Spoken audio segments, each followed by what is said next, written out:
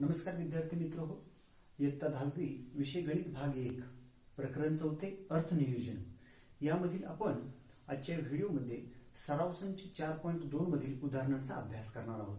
आपल्याला जी दिलेली उदाहरणं आहेत ही इनपुट टॅक्स क्रेडिट व आउटपुट टॅक्स यावर आधारित आहेत. आता आपण प्रथम जाणून घेऊया इनपुट टॅक्स क्रेडिट आणि आउटपुट टॅक्स म्हणजे नेमकं काय.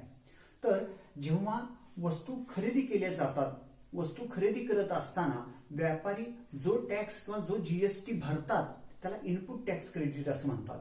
आणि त्या वस्तूंची विक्री केल्यानंतर ग्राहकांच्याकडून जो जीएसटी गोळा करतात त्याला आउटपुट टॅक्स क्रेडिट असं किंवा आउटपुट टॅक्स असे म्हणतात. तर आता आपण पहिल्या उदाहरणाकडे जाऊया. उदाहरण आहे, चेतना स्टोअर्सने खरेदीवर 1,05,000 रुपये जीएसटी दिला व विक्रीवर 1,22,500 रुपये जीएसटी गोळा केला. तर सदर कालावधीत चेतना स्टोअर्सला भरावा लागणारा जीएसटी किती, म्हणजे देय जीएसटी किती. चेतना स्टोअर्सने वस्तू खरेदी करताना 1,05,000 रुपये जीएसटी दिलेला आहे आणि वस्तू विकताना जो गोळा केलेला जीएसटी आहे तो 1,22,500 रुपये आहे. तर त्यांना देय जीएसटी किती आहे ते आपल्याला शोधायचं आहे. म्हणून आपण आता चेतना स्टोअर्सचा आयसीटी लिहूया.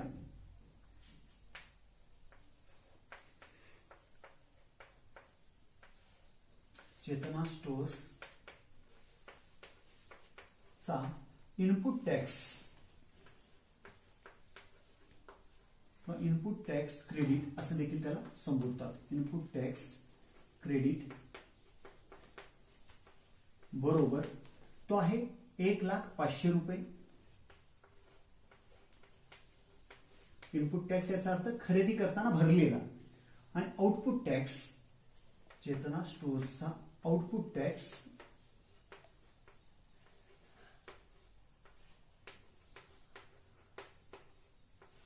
तो आहे 1,22,500 रुपये. मग ह्यांना देय जीएसटी किती आहे की ह्यांनी जीएसटी भरायचा किती, म्हणून देय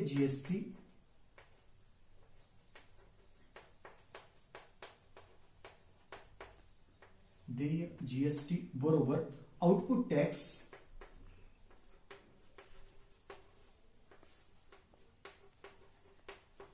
वजा इनपुट टॅक्स.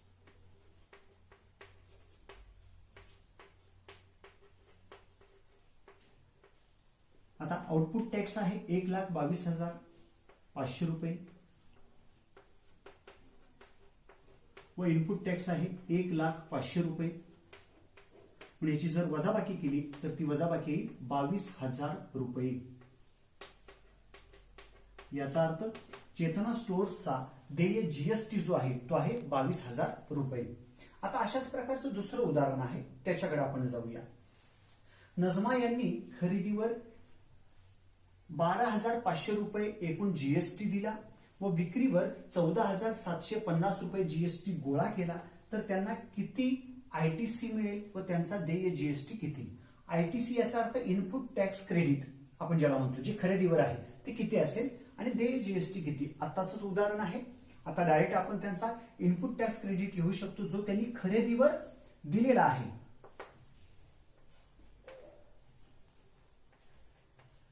लिहू शकतो नजमा यांचा आयटीसी म्हणूया आपण याला. आयटीसी म्हणजेच इनपुट टॅक्स क्रेडिट किती आहे तो, जो त्यांनी खरेदी करताना दिलेला आहे 12,500 रुपये. आउटपुट टॅक्स जो त्यांनी विक्रीच्या वेळी गोळा केलेला आहे, विक्रीवरती गोळा केलेला असतो त्याला आउटपुट टॅक्स म्हणतो आपण, 14,750 रुपये. आता आपल्याला काय काढायचं आहे, आयटीसी आपण काढलेलंच आहे. देय जीएसटी किती आहे, म्हणून नजमा यांचा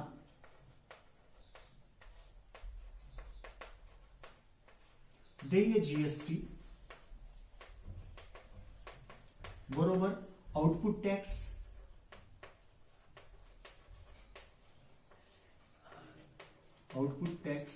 वजा इनपुट टॅक्स.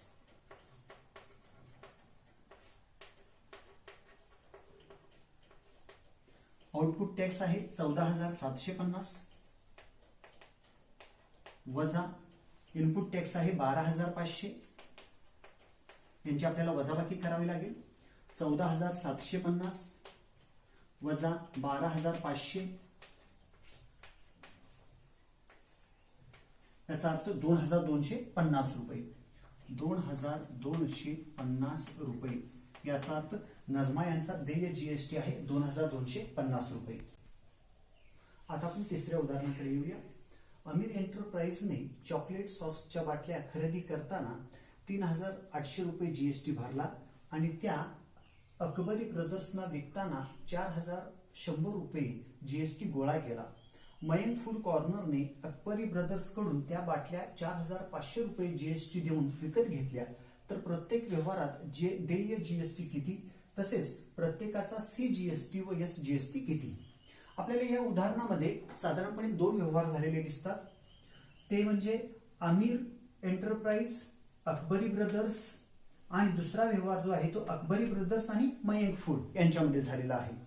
तर प्रथम आपल्याला अमीर एंटरप्राइजेस जे आहेत यांचा इनपुट टॅक्स आणि आउटपुट टॅक्स काढावा लागेल, आणि दुसरा व्यवहार जो आहे तो अकबरी ब्रदर्स आणि मयंक फूड यांच्यामध्ये झालेला आहे. त्यांच्यामधला आपल्याला इनपुट टॅक्स आणि आउटपुट टॅक्स काढावा लागेल आणि त्यावरून त्यांचा देय जीएसटी काढावा लागेल. सुरुवात आपण अमीर एंटरप्राइजेस पासून करूया. अमीर एंटरप्राइजेसच्या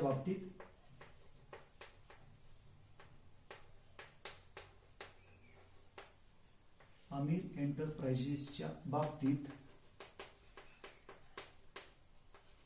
इनपुट टॅक्स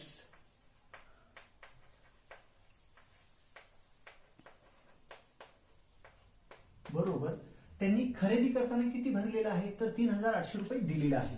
तो आहे इनपुट टॅक्स 3,800 रुपये. आणि आउटपुट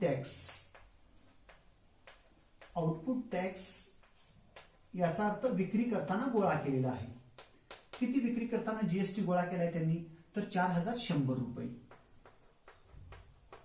मग यांचा देय जीएसटी काढूया आपण. म्हणून देय जीएसटी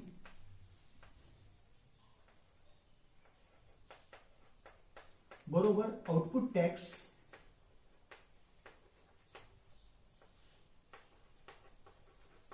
वजा इनपुट टॅक्स.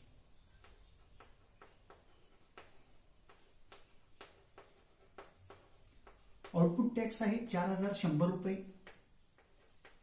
वजा इनपुट टॅक्स आहे 3,800 रुपये. यांची जर वजाबाकी केली तर ती 300 रुपये. याचा अर्थ 300 रुपये हा देय जीएसटी आहे. आपल्याला काय काढायचं आहे, पुन्हा आपल्याला सीजीएसटी व एसजीएसटी काढायचा आहे. तर आपल्याला माहिती आहे सीजीएसटी व एसजीएसटी हा जीएसटीच्या निम्मा असतो. म्हणून सीजीएसटी बरोबर एसजीएसटी बरोबर 300 भागिले 2 म्हणजेच 150 रुपये. याचा अर्थ अमीर एंटरप्राइजेसला सीजीएसटी 150 रुपये भरावा लागेल आणि एसजीएसटी 150 रुपये भरावा लागेल. आता दुसऱ्या व्यवहाराकडे जाऊया आपण. दुसरा व्यवहार हा अकबरी ब्रदर्स आणि मयंक फूड यांच्यामध्ये झालेला आहे. तर आपल्याला अकबरी ब्रदर्स जे आहेत हे अकबरी ब्रदर्सच्या बाबतीमध्ये इनपुट टॅक्स आणि आउटपुट टॅक्स काढावा लागेल.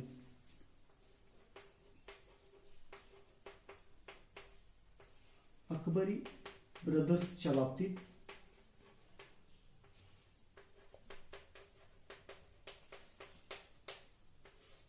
इनपुट टॅक्स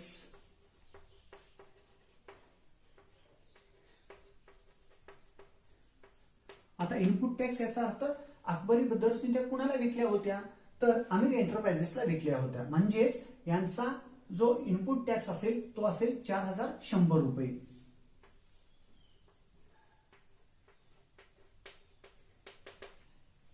आणि आउटपुट टॅक्स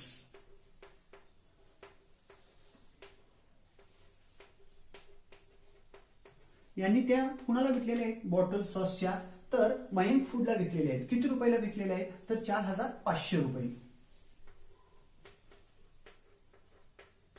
आता याच्यावरून काढूया आपण देय जीएसटी. देय जीएसटी बरोबर आउटपुट टॅक्स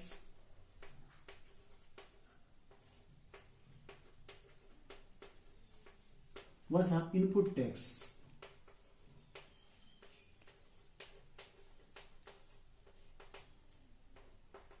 आउटपुट टॅक्स आहे 4,500 रुपये, इनपुट टॅक्स आहे 4,100 रुपये. वजाबाकी केली तर वजाबाकी आपल्याला मिळेल 400 रुपये. मग हा झाला देय जीएसटी अकबरी ब्रदर्सचा. मग त्यांचा सीजीएसटी व एसजीएसटी किती असेल, म्हणून सीजीएसटी बरोबर एसजीएसटी बरोबर 400/2 म्हणजेच 200 रुपये.